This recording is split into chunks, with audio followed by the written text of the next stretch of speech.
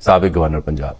آپ نون لیگ میں بھی رہے, گورنر بھی رہے, آپ پھر پی ٹی آئی میں بھی گئے اور پھر قاف لیگ میں گئے.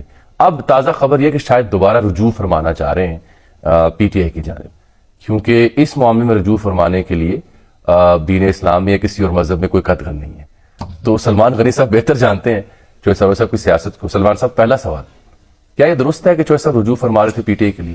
پہلا سوال. پہلے تو یہ مجھے آپ نے قاف لیگ کا, نون لیگ کا ذکر کر دیا, تحریک انصاف کا ذکر کر دیا. چودھری سرور صاحب کی جو پہلی جماعت ہے وہ پیپلز پارٹی. جی, پیپلز پارٹی. اور میں آپ کو یہ بتاؤں کہ جب قاف لیگ میں وہ شامل ہوئے آج سے 2 سال پہلے, تو اس سے پہلے پیپلز پارٹی کی طرف سے انہیں آفر تھی, ان پہ دباؤ تھا کہ وہ پیپلز پارٹی میں آ جائیں. تب تو سینٹرشپ کی بھی دعویٰ تھا. جی, آپ دعویٰ کہتے ہیں. میں جب آصف زرداری صاحب کو ایوان صدر کا مکین ہونے کا دعویٰ کرتا ہوں تو پھر میں یہ بھی آپ کو بتاؤں کہ ان کو یہ بھی تھا کہ گورنرشپ بھی مل سکتی ہے پنجاب کی, لیکن انہوں نے قاف لیگ کی طرف اپنا وزن ڈالا.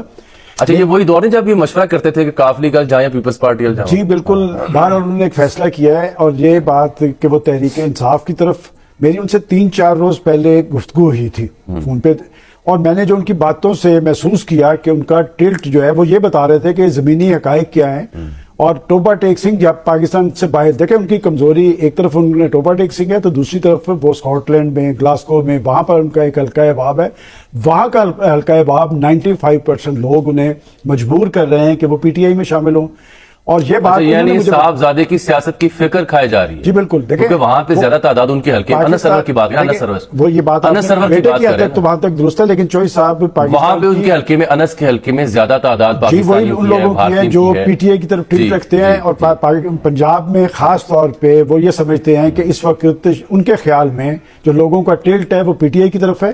اور جو خبریں آج چھپی اس میں ہیں کہ شاید پی ٹی آئی نے یا ان کی لیڈرشپ نے انکار کر دیا. مجھے چودھری سرور صاحب نے جو بات بتائی ہے کہ ان کے چونکہ بھائی کی ڈیتھ ہوئی ہے, وہ ان کی طاقت تھا چودھری رمضان, وہ پی ٹی آئی میں رہے اور انہوں نے دفنایا گلاسکو میں جا کے. چوہی صاحب کا یہ کہنا تھا کہ جنہوں نے بھی پی ٹی آئی کی لیڈرشپ سے رابطہ کیا ہے انہوں نے پازیٹیو جواب دیا. اور ویسے بھی میں آپ کو بتاؤں کہ ہم چونکہ سیاسی رپورٹنگ کرتے ہیں, اس طرح کی کیفیت میں اس طرح کا بندہ جب آ رہا ہو نا تو روکتے نہیں ہیں, وہ لے لیتے ہیں. چونکہ اس وقت خان صاحب پرابلم میں ہیں اور اس وقت پنجاب کے اندر کوئی ایسی لیڈرشپ نہیں ہے. میں نے تو نہیں یہ کہا تھا کہ جس کیفیت میں آپ جانے کی بات کر رہے ہیں, کیا آپ پاکستان واپس آئیں گے, یہاں کہہ کے میں نے فون بند کر دیا تھا. پھر قاف لیگ کی بنے گا.